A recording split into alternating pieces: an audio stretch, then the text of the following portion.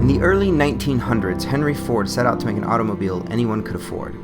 The Model T became so affordable that a worker could buy it in only 4 months' pay. By the 1920s, the market had reached saturation. Those who desired a car already owned one, as 90% of all trips were made by railcar. Around the 1950s, things started to change. The Streetcar Conspiracy, by the author and former U.S. Senate antitrust attorney Bradford Snell, refers to the allegations that GM and other companies like Firestone, through subsidiaries, purchased and dismantled trams, trolleys, and electric trains in many cities across the United States in order to eliminate the car industry's #1 competitor. Others argue that the fall of public transportation was due to the culmination of other factors such as the Depression, labor unrest, market forces, urban sprawl, and other causes favoring private vehicle ownership. One author was quoted as saying, "Clearly, GM waged a war on electric traction. It was indeed an all-out assault, but by no means the single reason for the failure of rapid transit. Also, it is just as clear that the actions and inactions by government contributed significantly to the elimination of electric traction." Americans had a wake-up call with the oil crisis in 1973, and since then, alternative forms of travel have been on the rise. Most notably again in the 2000s with the US involvement in the Middle East and people's realizations that we as a country cannot be dependent on fossil fuels. Then again for others, it was simply just an idea one morning. You know, one summer day, I just said, you know what, it's time for me to just find a new way to get to work. I was just so tired of being in a car. And literally within a week, I had my bicycle. You were rolling top down, ready to fly on the street. I just realized that I didn't want to buy a car. Like, I could get everywhere I go is like within biking distance.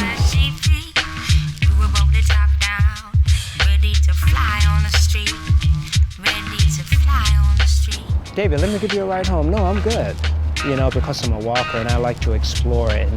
And when you walk and when you take the subway and the metro, you get a chance to connect.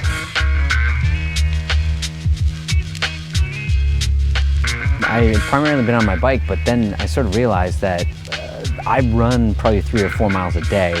I live 3 miles from work, so you know that you can fit it in while you're doing something that you would have to do anyway. You know what I mean? It's sort of like I'm saving time a little bit. And didn't have the money to fix my car, so I started riding bikes, and I found that it's not only as easy in a city like LA where there's so much traffic that you can actually get places often as fast, if not faster, but also that it's incredibly enjoyable. It's a wonderful way to really explore a place and really get to feel a part of it, as opposed to kind of being in your cooped little autonomous bubble. You're really part of the street, part of the urban experience. It could take as long as an hour to get to work in a car. And it usually takes me 45 minutes. I've done it in like 37, which is pretty crazy. I think it was when gas prices got really expensive a couple years ago, and I was saving up money to buy a house, and I said, you know what, I live close enough to our studio or to work, or that it's about 2 miles away. I can take my bike to do this. So I started borrowing a friend's bike because I didn't have one at that time of my own, and started doing that. And I got funny looks when I'd come in the studio gates. They think that, you know, actors are supposed to have money. We're supposed to have cars. We're supposed to have nice cars, and they see me in this like secondhand bicycle.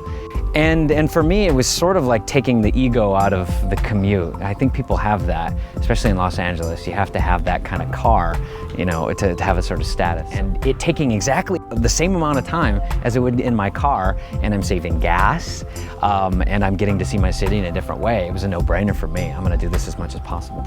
I started in the summer and I was biking. My legs got ripped. I got really tan, got freckles on my face, and and it was just awesome. People are opening up, and you get a chance to see things when you take the subway and when you walk, and you get a chance to say hello. But there's so many other ways to travel in this city and in any city.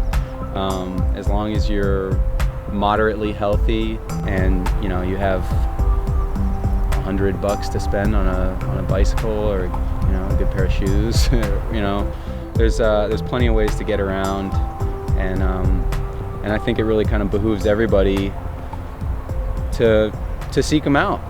My name is Wilson Bethel, and I play Wade on Heart of Dixie. Rich Sickler, First Assistant Director, Motion Pictures and Television. My name's Jennifer Hall. I play Missy on Up All Night. My name is David Anderson, and I'm an actor and dancer. My name is Seamus Dever. I work on the show Castle, and I play Detective Kevin Ryan.